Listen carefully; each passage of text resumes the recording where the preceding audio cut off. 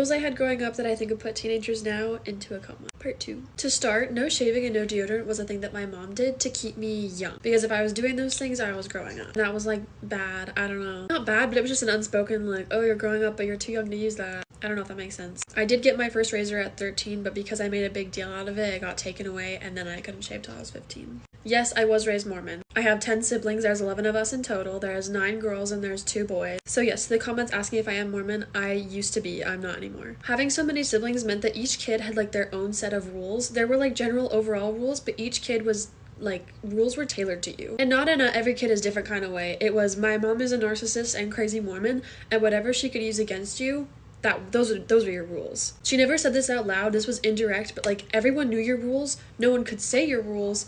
We just kind of all knew, if that makes sense. I was talking to some of my sisters about this, and some of their rules were not the same as my rules. It was literally just whatever my mom could hold against you. So for me, I really wanted to start wearing deodorant. I wanted to shave, and those were considered bad. Anyways, sorry that was long. Okay, we were not allowed to have sleepovers. It didn't matter if it was at our house. Sleepovers were just a no-go. We were not allowed to have friends over on Sundays and Saturdays because Saturday was chore day and Sunday was for the Lord's Day. Rest it was church day. You didn't have friends over. And Saturdays you just were cleaning all day, and I don't really know why that was a thing. I couldn't hang out with boys until I was 16, and even then it had to be in a group. We had to make up our own punishment, so if we got in trouble, our dad would be like, well, what do you think your punishment should be? We had to decide our punishment, and that was crazy because I want to give myself something hard, but if it wasn't hard enough, they'd be like, well, is that hard enough? Does that fit? And anyways, it was a whole thing. We couldn't be in our rooms too long. Our mom thought that if we were in our room too much, we were like a recluse, we were turning rebel, and we just couldn't do that. So if you're in your room too long, she would come knock on your door and be like, hey, it's time to come out of your room. And my room was my safe space, so she used this against me a lot. Doing sports was like an iffy deal because if the uniform wasn't modest, she'd be like, well, do you really want to do that sport? And she'd also make up like random rules about modesty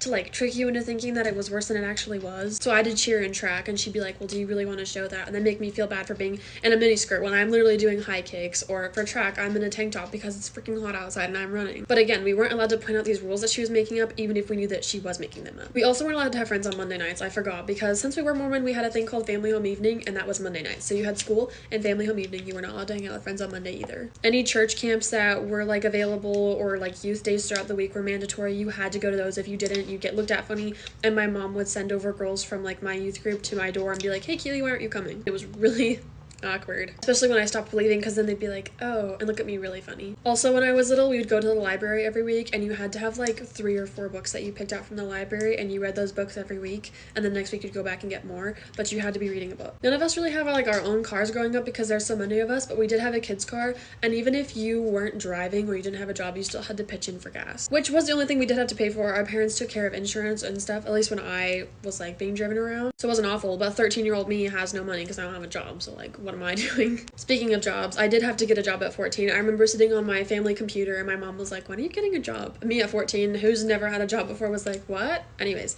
so I literally got a job the next week because she was like, you need to get a job, which I can appreciate now, but back then I was like, whoa. My mom was huge on substitution words. We were not allowed to swear. We weren't even allowed to say but. That was bad. And at one point we watched some stand-up comedy guy who was like British, and he said the word bim for butt, and my mom got hooked on this word, and so for like a week we weren't allowed to say butt or bum. We had to say bim, like even in front of my friends. I remember I had one of my best friends over, and I was like, like I fell on my butt or something outside, and my mom was like, bim, and I was like, oh my god, this is so embarrassing. Anyways, we weren't allowed to say oh my god. We couldn't say like any cuss words, so it was like shoot or frick, but even those were bad, so like just good luck finding any word to use. Going back to the phone thing, I fought for my own phone at 15. I bought it myself, and I told my parents I wanted data and I would pay for it on my own, and originally that was okay until I got my phone, and my mom said, no, I don't want you to have data, I don't want you to have a number. And I was like, what the hell? I paid for it on my own, I'll pay for this on my own. But I was too young and I couldn't handle that responsibility, supposedly. I was only allowed to have my phone on the weekends until I was like 16, I think,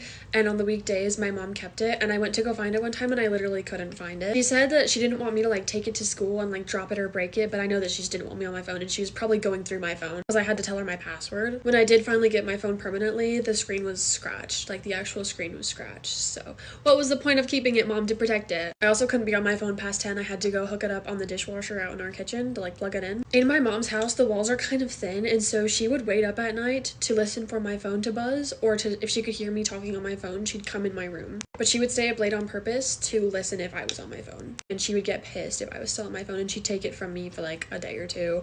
Or she would take it downstairs with her and she wouldn't even let me put it on the dishwasher. Every year on someone's birthday, we have like a big family dinner and we're supposed to go around the table and say what we like about the birthday girl or boy. But I was super uncomfortable with this, and I don't really know why, but I just didn't like all the direct like compliments. Like, it was just a lot for me. So I told my mom, like, hey, I don't really like this. Can we not do that on my birthday, please? And whoa, she was like, why?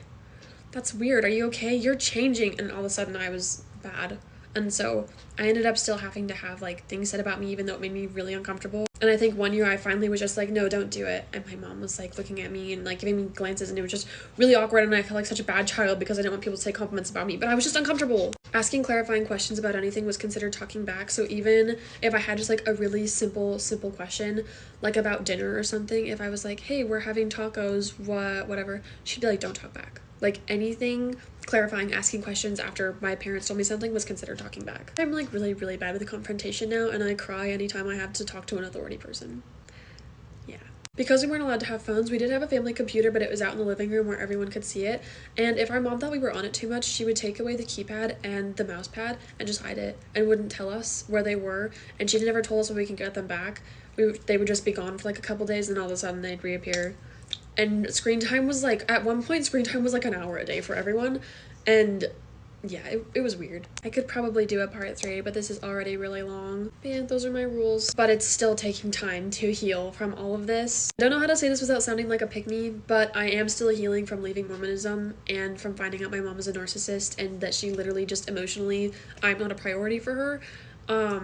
Mormonism was literally my life. If you know, you know. My whole life was flipped upside down when I was like, I don't believe in this anymore.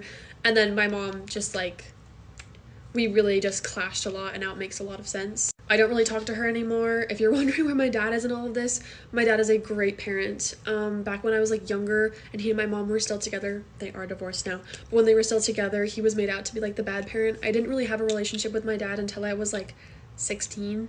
And that was when I was like, oh, dad's not a bad person. Oh, also, my dad left the church like my little brother was born.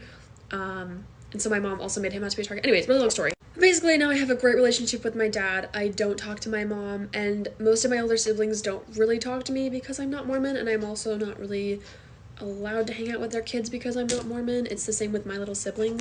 I have to like approve time with my little siblings before I can hang out with them because of my mom. And that sucks. That makes me really, really sad. But anyways, I'm okay, and I'm 21, and I'm healing, and I'm kind of thriving now, so we're good. Thank you for all the love on that last video, though. I love you guys. Hello to everyone that's new.